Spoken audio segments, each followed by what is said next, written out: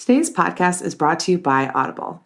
Get a free audiobook download and a 30-day free trial at www.audibletrial.com/historyfangirl. Over 180,000 titles to choose from for your iPhone, Kindle, Android, or MP3 player.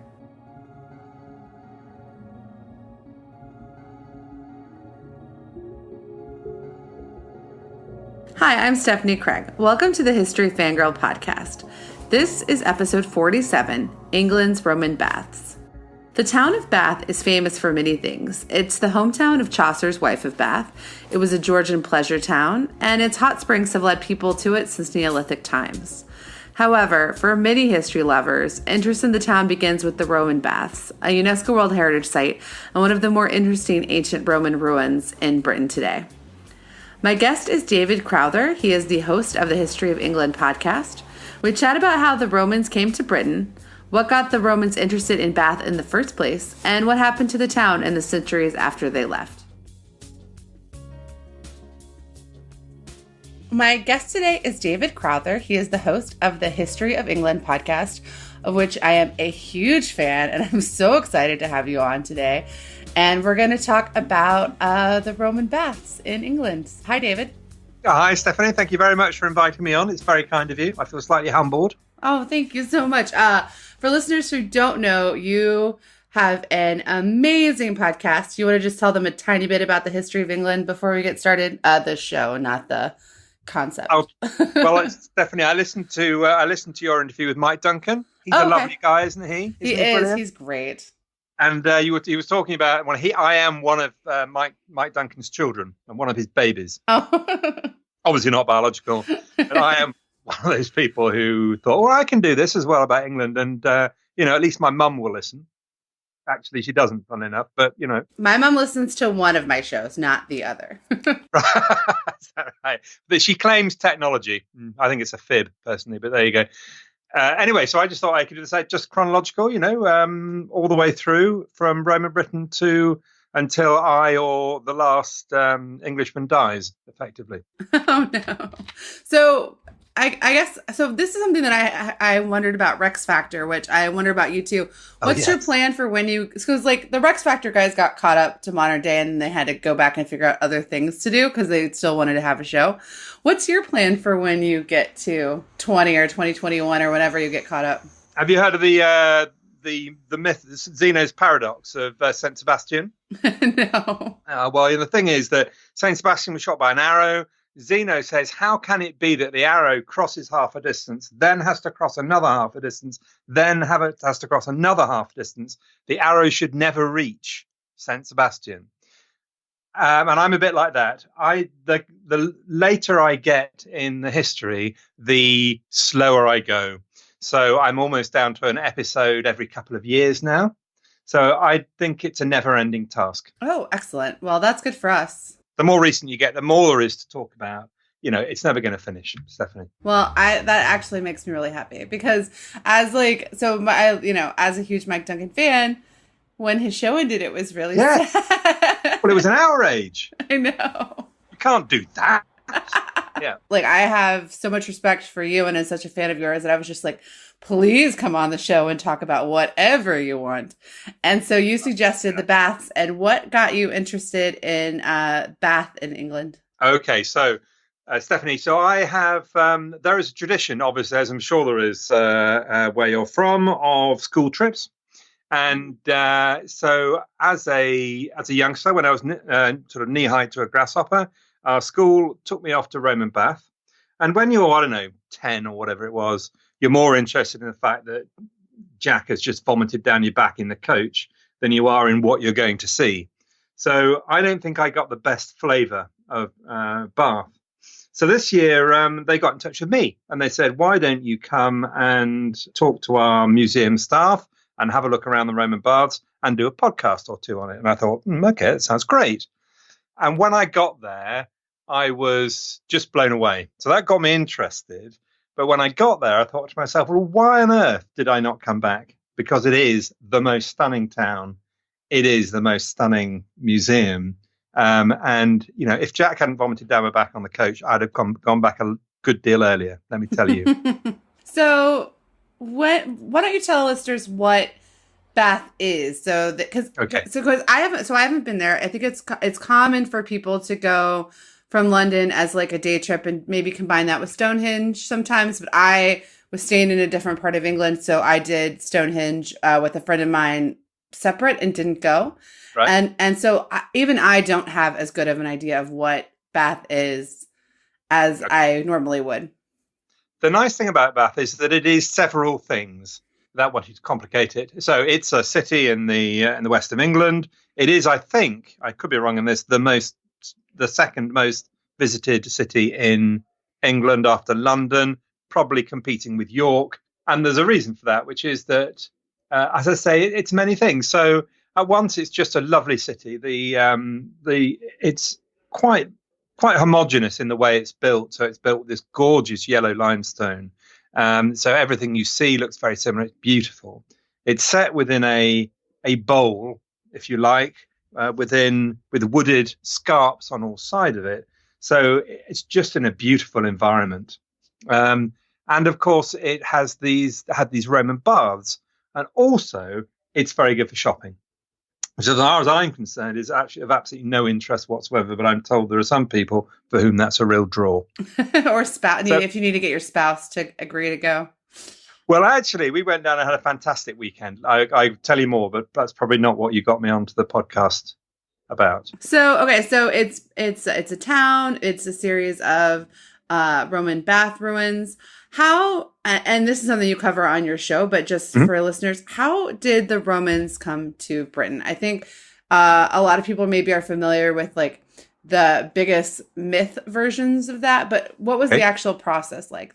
Okay, so Julius Caesar came a couple of times, and actually I think the myth a lot of it is probably largely true. So Julius Caesar in Gaul, trouble with raids across or Gauls escaping over the channel to Britain, and so he came for an exploratory little look around in 54 BC, then came in for a bigger invasion in 55 BC, realized he didn't have the right kit really, so declared victory and ran away. That's sort of the potted version. And then old Claudius, of course, Claudius the god, he comes over with Aulus Paulus, and they do the job properly, and they establish a Roman capital at Colchester. Colchester, I believe. So that's around about 75 AD, and I'm saying that from memory, and that could be wrong, Stephanie. So please don't write in, everybody. So, and actually, that history of Rome, of Roman Britain, never really fired my imagination, actually, funnily enough, until I came around to redoing the Anglo-Saxon bits of my podcast and looking at the period before it in order to prep.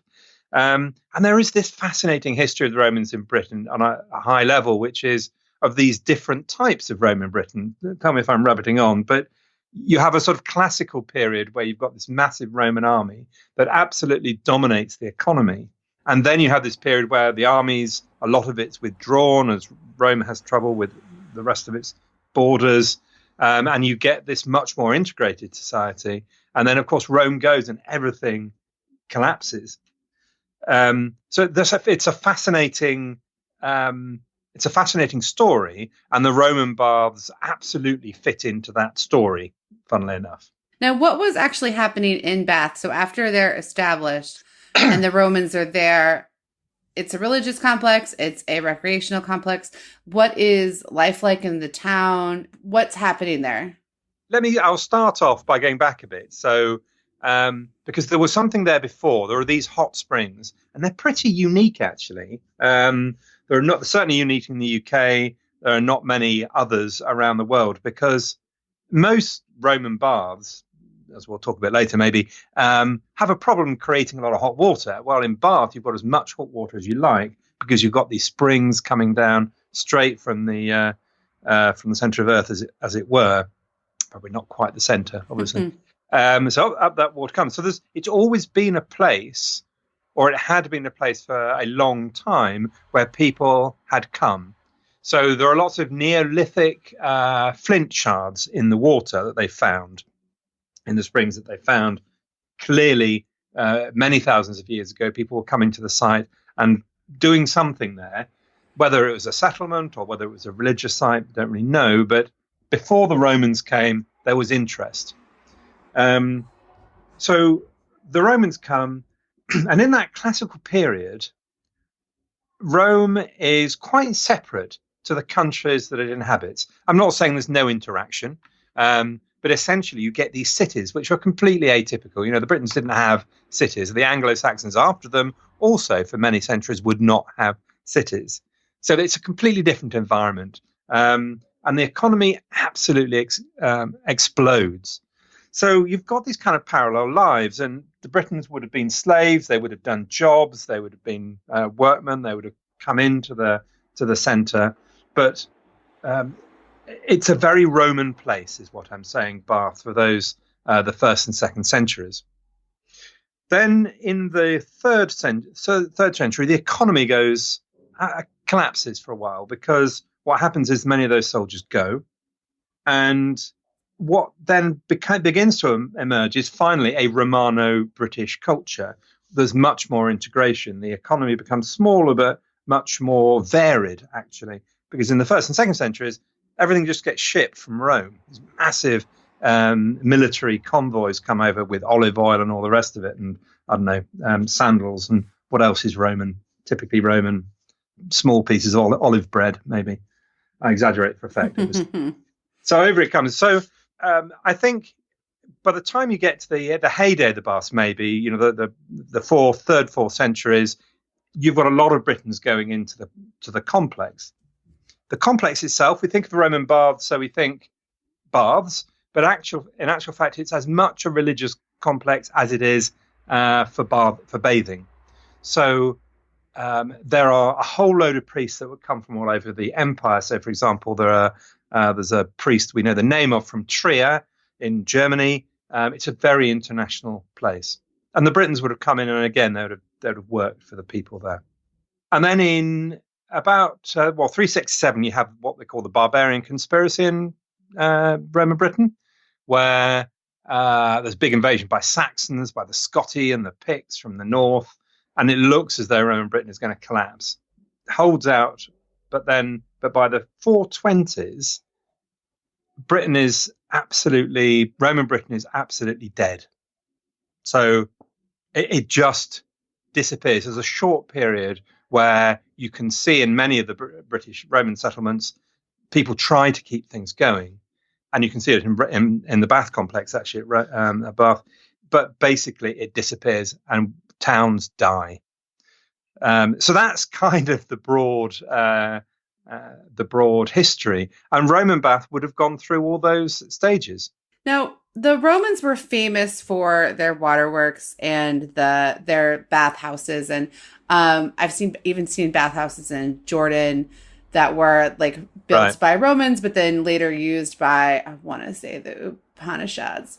Right. So the natural hot springs make these special, but kind of what's the layout of a Roman bath, and what do you see when you go there?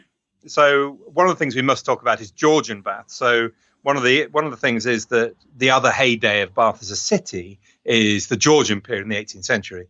And that means that as you'd expect, actually, the actual Roman complex is buried. It's underground. So you go in, and about 50% of it has been excavated. And actually, most of what's been excavated is the important stuff, is the visual stuff. So there's sort of a precinct area for the temple, which hasn't been excavated, but most of it's probably just open space. So you can walk around and visualize things as they would be. In actual fact, what the museum has done very well, because actually I am not a big fan of museums. I don't know about you, Stephanie, but by and large, I find museums almost terminally dull. I think there's some really good ones, but I do find that the more that I travel, the less I want to spend time in museums. And I just want to see things in the world. But open air museums, archaeological sites are not always great, but are usually better because you can kind of really see it in front of you. There's obviously exceptions, but yeah, I do think the older I get, the less I just want to see the real stuff. I don't want to be in a museum. Absolutely. And in open air museums and places like that, they tend to make more effort to make it come to life, as it were. Whereas you go into British Museum, they kind of assume these things are so incredible that you're just going to be blown away by it. And as soon as I go in through the British Museum, actually, I normally have to get my pillow out and have a bit of a kip. I exaggerate again for effect. So, but what they've done there is they've used videos and holograms and all the rest of it to show you what would have happened in those particular places. So you can be looking at an area, and you will see in front of you people, having baths, going through the process, and so on. So they do a really good job. Also, it's stunningly pretty. So one of the unique things about Bath, what makes it different, is the hot springs, as I say, means there is limitless hot water, whereas in most places it all had to be heated, and therefore the amount of space devoted to the hot baths is pretty small, because they've got to be pretty small because you've got to heat it all. In Bath, you've got this beautiful big open great bath, and above the great bath you see the one of the finest examples of perpendicular architecture in Britain, in Bath Abbey, which was built in 1499, pretty much the last one of the last abbey churches to be built, actually, because then we have the Reformation and we knock them all down. So the setting is gorgeous. So you can visualize, I think, very well how all kinds of people from high status to low status would have come into the bath, the process they would have gone through, and you can see the waterworks, as it were. You can see where the spring comes in, you can see the lead piping, you can see where it goes away. It's really nicely done. But funnily enough, probably more interesting than the baths is the temple complex. And that's something that I didn't even realize was there. I don't know I don't know how much that says about me versus how much it says about their advertising, because yes, I've seen Roman temples in like probably 10 countries, and I didn't know that there was one there, or I probably would have gone. I suppose because it's buried. And hopefully they won't be listening when I say that, yes, I was completely unaware too. Well, that's also probably why they reached out to you, because if anyone's looking for information about English history, they're going to probably come to you, and this is a great way for them to get the word of mouth out. Stephanie, that's a lovely compliment. Thank you very much. I might copy that and use it on my podcast. Oh, please do. Or just listen to it before I go to bed, that sort of thing. So that was a real revelation to me, and it was absolutely fascinating. So so many interesting things to tell you. Where do I start, Stephanie? So, let's just, for listeners, when you visit a Roman temple, or what Roman temples look like today, are kind of these dark, weird, gray places with stone, but that's just because that's what's left. What was a Roman temple like in their heyday? Yeah, so very colourful. And actually, it's very similar here, of course, for the church itself, actually, on the Abbey Church. Of course, now, it's a beautiful thing, but it's monochrome, whereas, of course, once a day, it would have been very brightly coloured indeed. And that's the same in the Roman temples too. Of course, one of the issues we have in the UK is that it's all been knocked down. So you have to visualize quite a lot of it. And that's why all these screens help, because you don't have like you have in Greece, or even parts of Italy. There's no old temple columns left standing outside of the Great Bath area. So you do have to do a bit of visualizing. But essentially what you'd have is a precinct area and a large altar. So, and then near it, a temple. And the temple is the Holy of Holies. So as a visitor, you're not allowed to go into the temple. If you're a Roman visitor at the time, you go, you find a priest, you go to the altar, you either get the priest to make a sacrifice or you make your own sacrifice, whatever that might be. And then you might sort of peer in through the door of the temple where it's dark and mysterious, and you might see the statue of the god or the goddess, but you're not allowed in. And then in Bath, there's an area of, which reminded me of a Robert Heinlein book I read in my youth. Actually, there's a bath, there's an area with water where there were lots of statues, and clearly the statues had been put on pedestals which were lower than the surface of the water. So the statues looked as though they were walking on water, which is kind of the smoke and mirrors of religion, as it were. But anyway. And one of the fascinating things that I found was that the goddess is Sulis Minerva. And you've probably heard of Minerva, who is a bona fide, honest-to-goodness Roman god, Roman deity, one of the big three, I think, isn't she? But you probably haven't heard of Sulis. And Sulis is a local Celtic deity. And what happens all over the empire actually is, we're kind of used to the concept of Christianity and its desire for uniformity and exclusiveness, and that wasn't the case at all with Roman religion. They would go into an area, they would find there were local gods, and what would emerge would be a sort of amalgam of a local god and a sort of local version of the Roman god. And so you get Sulis Minerva. And, well, what a good idea that is as a cautiously non-religious person. That might be a dangerous thing to say.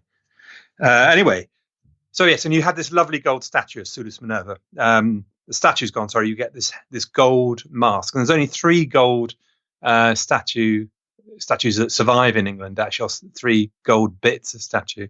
So Sulis herself is stunning. Religion is so different now. I guess just elaborate a little bit on some of the major differences between religion then and religion now, because even like whether you go to like a mosque or a church or a synagogue, even like a Buddhist temple, that's just a very different experience than what, and in some ways it's like hard for us even to pretend to understand what it would have been like, but just, I guess, elaborate just a tiny bit on the differences between how we view religion and how the Romans did.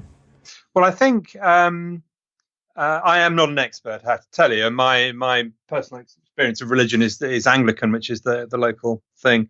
But from one of the things is that there's no liturgy in the sense, or we don't believe there's, as far as we know, there's no liturgy as you get with Christian churches. There is not a set series of processes, words that you need to say and things that you need to do. You are appealing to a god. It's pantheistic, so there's many gods that you might go to. You might go to the shrine of Sulis Minerva at Bath, but you might pray to a different deity. So those are 2 very big differences. You might ask for the intermediary of a priest, but it's not a requirement. I mean, there are obviously bits of Christianity that are like that too. So it's very different in that I suppose personal is quite the wrong way to say it, but there are lots of personal people are going there for different reasons and praying to different people or in different ways. One of the things in particular that I love about Bath is, and one of the unique things are the curse scrolls. So Bath is a World Heritage Site, by the way, or the city of Bath is. And there's also one of the things which have a particular status are these curse scrolls. So what they did is they'd go along and they would write a message on a lead sheet. And they'd go along, they'd find a scribe. The scribe would write out their curse and they would throw the curse into the pool, into the shrine for the goddess's attention.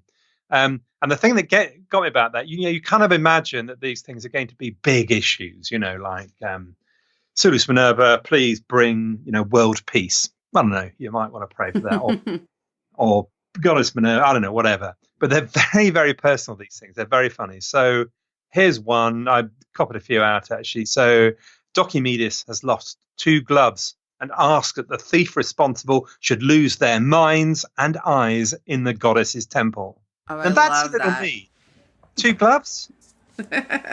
Lose their minds and eyes? I mean, that's another one, actually, which is very nice. Is this guy's obviously gone in and they've had their tunic stolen. They've gone into the baths and they've had their tunic stolen. So Salinas to the goddess Sulis Minerva, I give to your divinity and majesty my bathing tunic and cloak. So he said, right, it's been nicked, so I'm going to give it to Sulis Minerva. Whether man or woman, or whether slave or free, unless he reveals himself and brings those goods to you in your temple. So he's saying that somebody's nicked it, you better have them. So they're lovely things, actually. They're really unique because these things don't survive. And of course, they didn't expect them ever to be read. So they reveal maybe something, a slightly petty side of human nature. So maybe these are things that today they would have tweeted, but at the time they thought were private. Do you know, that could be. Yes, there was the Roman form of tweeting going on. Actually, there's one particularly interesting one where they mention that you get the first implications of Christianity. So in one of the things it says the words, whether that person is pagan or Christian. So you get the first indication that Christianity is beginning to impinge on the life of the baths, as it were, beginning to appear in Britain. Now, would Bath have been like a destination for local Romans, or was it I mean, obviously the hot springs makes it special, but would that temple have been a destination temple, or were there similar temples all over southern Britain? Yes, in the words of the saw doctors, everything is local. So, because of course, traveling times take so long. So the answer is both yes and no. Even though you didn't ask me a yes and no question, did you? But it's a bit of both. So there are people who come there from a long way away. So I mentioned the priest from Trier in Germany. There is a Syrian skeleton that they found. So people do come from a long way away. But the vast majority will be very local. Of people visiting will be very local, just because of the distances involved. So, it's important within the empire, and there are people coming from a long way away. But by and large, they're more local. So after the Romans close up shop, yeah, what happens to the town? Okay, I'm glad you asked me that, Stephanie. Although you did actually tell me you were going to ask me that, so that's fine. So what happens? So you get this lovely tragic thing. There is a poem which I order you to look up. It's called The Ruins. In the 9th century, this book survives of Anglo-Saxon poetry called the Exeter Book. It also has in it, by the way, some very rude Anglo-Saxon puzzles. Oh, one about an onion in particular, riddles. They loved riddles, the Anglo-Saxons. I feel like I've heard about this book. So I interviewed Michael Drout, who is a professor of Anglo-Saxon. He's a professor of many things, but I feel like I listened to a lecture of his about this book maybe like 5 years ago or something, and now I'm going to go look it up because you've got to go and look it up. Yeah, on the internet. If Michael Drout and David Crowther both say to look something up, you look it up. Yeah, no, well, absolutely, special Michael Drout. No, it is really fun actually, and the riddles are great. Anyway, there's one poem in this called "The Ruins," and it's a wonderful poem because it's probably written about Bath because it talks about hot water, I believe, or it talks about pipes. And it's an Anglo-Saxon completely unused to living in towns because Anglo-Saxons, they weren't city dwellers. For them, London was, they moved out of London, the city of London, because it was a place for them inhabited by ghosts. So you get this wandering poem about these old ruins.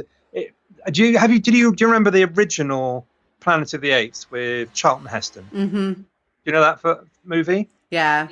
So there's a bit of it where he goes traveling, he's traveling around on his horse, and eventually he comes to the Statue of Liberty, and he clenches his jaw as only Charlton can do, and he falls to his knees, and he says something like, "You did it, you fools, you did it," yeah, in front of the Statue of Liberty. And it's a bit like that, these completely alien structures the Anglo-Saxons were completely incapable of making, and a completely alien environment, and there they are surviving after all these centuries. Anyway, probably gone enough about that. Essentially, the long and short is they fall into ruin. There are some signs of some bodged attempts to repair the baths, which look like they are made after the Romans have gone in the 5th century.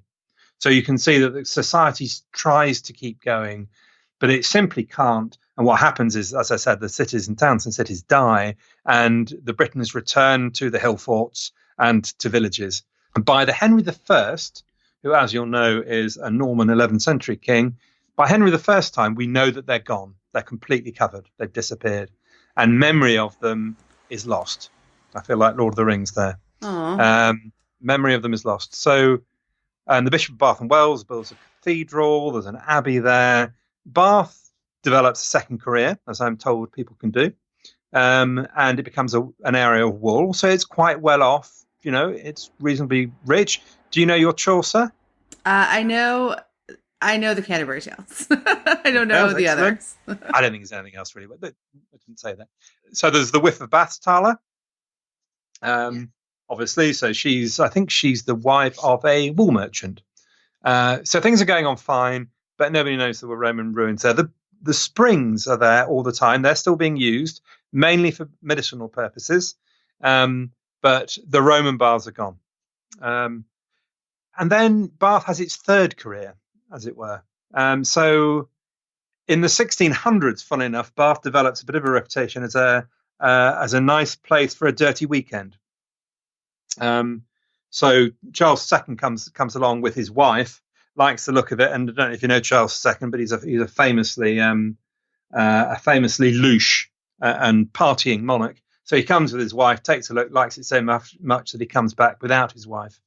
So it requires this sort of out of town reputation, and then a couple of queens come, Mary of Modena, who's the wife of James II, and then Queen Anne, who is the Queen of England. Queen Anne comes to cure her gout in 1697, and her whole court comes with her. And suddenly, Bath, somebody sees the potential in Bath as a location for initially the rich and famous, but beyond that for everybody with a few quid. So you get this bloke called Beau Nash, who's a bit of a chancer. He appears in about 1705, and he makes up all these rules for the dress code and what you can and can't do as this circuit, this season begins to appear in Bath, where people come and to get away from the heat of the city, and as the court closes down and moves out, they come to Bath for the summer. And what you see in Bath now is this city that was built in the 18th century, essentially, entirely for the purposes to come and enjoy the season and be seen, and to make your social reputation. The layout of the whole city is around people going places, to go to dances, to be seen, to talk, to sit in coffee shops, to go to the theatre, to put their plays on, whatever they're doing. So, and you can see the layout of the town. There are these big crescents and circuses where these amazingly beautiful houses are built so that people can parade in front of them. And there are parks so that, again, people can walk up and down. And you see the beginning of the picaresque movement, aesthetic, where it's all becomes less formal. It becomes people are wanting open parks and kind of pretense of nature, as it were. So there are sheep, living in these fields in front of these fantastic townhouses. I could go on, but essentially, that's what you see when you go to Bath. Actually, you see the Georgian Bath. And it's very homogenous in its building, and you can see in the way it's built, you can see how this social world would have gone on. So what are some recent developments? I know that they're still doing excavations there. What are some recent things that they've discovered? The baths were rediscovered in the late 19th century. When the Georgians were there, actually nobody knew the baths were there. But then in the late 19th century, somebody had a water problem. Somebody had a problem in their basement, and then dug down, and they found the Roman baths. And over a period of 50 years, they get uncovered. So, and along the way, there have been lots of things have been uncovered. The first thing, actually, appropriately, was the head of Suez Minerva, and that's early 19th century. Then more recently, they've dug up some very interesting things, like a Gorgon's head, for example, was dug up at one stage, which is again a rather remarkable head that has aspects of a Gorgon, aspects of a river god, and again, once would have been very brightly painted, is now grey. They dug up a Flavian head, which is a rather remarkable thing. It looks like something out of Curse of the Were-Rabbit. She looks like Lady.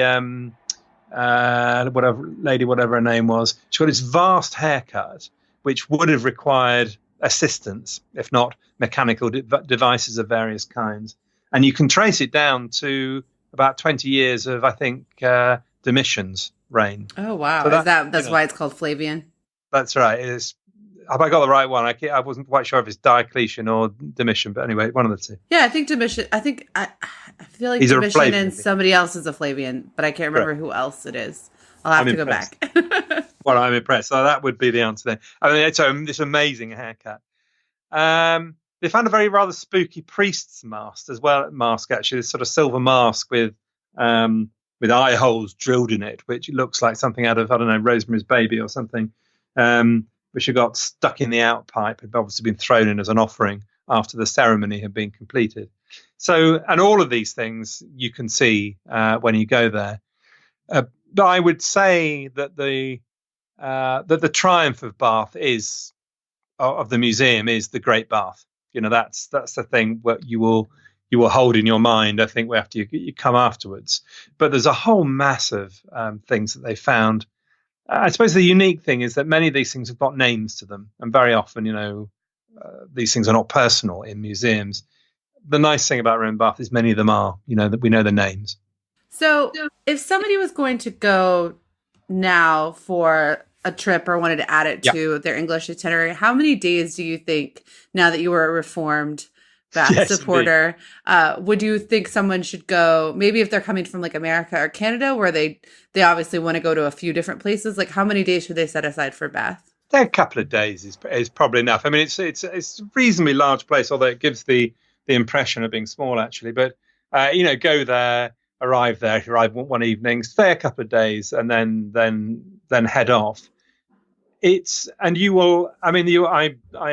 defy anybody not to enjoy it, unless you enjoy, beautiful architecture. Unless you don't enjoy beautiful architecture or shopping or history, you're going to have a lovely time. Also, literature as well. Jane Austen stayed there many times, and so the place is flooded with Jane Austen centres, tea shops, blah de blah. So if you like Jane Austen as well, you should go to Bath. Well, I definitely like Jane Austen. So do I. I have to say, I'm slightly embarrassed about liking Jane Austen, actually. I don't know. It's so Pride and Prejudice and the Canterbury Tales are both senior year of high school assignments, right. and at least I don't know anymore, but back in the day when I was in school, and so to me they go together quite well. Yeah, that's true. Teenage angst. The Canterbury Tales, it's very dull, isn't it, Stephanie? My Mrs. Vandergriff, who I'm friends with on Facebook, but definitely doesn't listen to this podcast, made them really fun. And it was like you couldn't get through the class unless you memorized the prologue, and so I still have friends who, if we are together, we graduated in 2002. Right. Somebody will get drunk and say the Canterbury Tales prologue. What you do when you get drunk. Obviously. I'll ask no further. But yes, so you can quote at will then. So, where can people find your show? Because if they, and actually we should mention you're doing episodes about the baths for your show. I just didn't want to listen to it because I didn't want this to just be a copy of what you've did, because I'm sure what you've done is so exciting. So I have it saved to listen to once we're done with this conversation. But why don't you tell people about a little bit about where they can find your show and what you're doing on the Roman Baths? Indeed, that would be it. So yes, I'm doing as I mentioned, I'm working with the Roman Baths Museum at Bath. So I've had the opportunity to go behind the scenes, which has just been fantastic, absurdly exciting.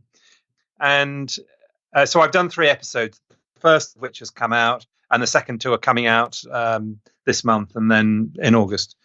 And the reason for them doing it is just talk about themselves and what they're doing, as you say, talk about the temple precinct. And so I talk about religion, and I talk about the day-to-day life at the place. And one of the reasons actually is if you do go to Bath, one of the things you should definitely do, and book it before you go, is during the summer they do these torch-lit evenings. So again, that beautiful environment is the Great Bath with its columns and the Abbey Church peering above it, and they light up the torches. You go in after hours. Most of the crowds have gone, and you get to go around on your own, and you get to talk to the people that are there and tell you more about it. It's just a lovely environment. So you can eat supper there, and it's really nice. So I eat supper in a local restaurant. The other things you should do, just while I'm being a tourist guide, if you go to Bath, is you should go to the Royal Crescent, because that is just fantastic. You see the park in front of it. You can just imagine the Georgian lads and lasses parading and trying to look impressive. You should go to the circus where the great and the good lived. There's a fashion museum which is really good, and go to Pulteney Bridge. Pulteney Bridge, I think, is the only remaining inhabited bridge. One bridge with shops on it, and have a nice cup of tea, watch the river below you. You're going to love it. That sounds amazing. Here endeth the lesson. And where can people find the show? Oh, find the show. Yes. So any any podcatcher near you, any good podcatcher should have it. So on iTunes, for example, The History of England is my main show. I have started a couple more other shows that we call the Shedcasts and a History of Scotland, which is quite interesting, actually, writing a history of Scotland as an Englishman, but that's probably another topic. And that's for members, right? That's for members, yeah. Sorry about that. I shouldn't mention it, should I? And then, actually, I've started a new podcast with a mate called The Things That Made England, which is all about, well, the things that made England, and where we run a discussion group around those things. So, yes, so iTunes, any podcatcher near you will have the History of England. And where can people find you online? Do you have, I know you have a website, and I think you have social media too. I do, yes, in various grades of enthusiasm. So I have a website, thehistoryofengland.co.uk, and you can find lots of resources and maps and family trees. I do love maps, and resources around each episode. And then Facebook, we have quite a friendly lot. They seem to talk about roll mops quite a lot of time, and cheesecake, which is not entirely historical. But anyway, there's quite a nice group there. And then I do sometimes, when I'm feeling really strong, go on Twitter. Normally I burst into tears and have to leave it after 15 minutes. Twitter is an up and down experience. Oh, dear. So I can normally manage 15-minute stints. Thank you so much for coming on. This was so much fun. Now I can listen to your Roman Bath episode. You've probably heard it already now, Stephanie, as you said. But it's lovely of you to invite me. I've loved your shows, actually. It was great listening to your shows beforehand. I didn't catch the Michael Drout one, so I must do that because I know Michael Drout. I don't know him personally. I've read lots of his stuff. So he did Lindisfarne, and he is. I basically asked him in the exact same way I asked you, like, just talk about whatever you want. Just please come talk to me. And he picks Lindisfarne. He's really good. Oh, he's so good. Basically, England has so many. There's so many experts and so many interesting places about England. I feel like I should do more other countries, but I just keep wanting to do stuff about England. So, because you guys are just all so smart. Stuff, yeah. You're true. We're really bright, Stephanie. Yeah, we're really bright. I like that. Yes, that's very nice. You can come on again. Well, thank you so much for coming on, David. Lovely. Thank you very much for inviting me, Stephanie. It's been great.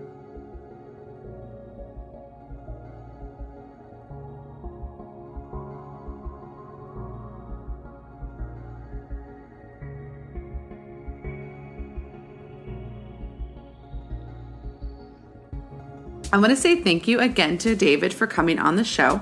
If you're not already subscribed to the History of England podcast, I really don't know what you're waiting for. It's one of the best history podcasts out there. And there are tons and tons and tons of episodes. He's already, I think he just finished Henry VIII or is about to. So there is lots and lots and lots of episodes for you to catch up on. Let's do some housekeeping. So today, or as of a few days ago, I'm back off the road from 6 weeks backpacking the Caucasus and Turkey. And so that means I am about to record a bunch of episodes for you guys. And then I am here for 3 weeks in Sofia. My next trip will be in July. I'll be spending 3 weeks in Toronto, Oklahoma City, Philadelphia, and Washington, D.C. If you are in any of those cities and you want to grab a cup of coffee and chat about history, let me know. I would love to meet some history enthusiasts while I'm back in Canada and the States. If you are not subscribed to the show, it would be great if you would subscribe in the podcast app of your choice. And then if you have not done it yet, it would be wonderful if you would take a moment to rate and review the show. You can review it in iTunes, but you can also review it on a lot of other podcast apps. And I read every review, and everyone makes me happy. My new podcast with Chris Mitchell, who was on the episode about the Grand Bazaar, we started a new podcast called Rick Steves Over Brunch, which is we watch episodes of Rick Steves Europe. We watch them on YouTube, and then we get together and we record episodes where we go in depth on the episodes. We review each episode. We talk about, has travel in that area changed dramatically since the episode was recorded? And we talk a lot about Rick's clothing choices. It's really fun. Rick Steves Over Brunch. You can get it in everywhere but Spotify as of right now. And the episode for this week came out on Sunday, and it was all about Copenhagen. So if you liked the episode that we did for this show about the Vikings in Denmark, go check out the Rick Steves Over Brunch episode about Copenhagen. And you can find that again in the podcast app of your choice. And thank you guys so much for listening.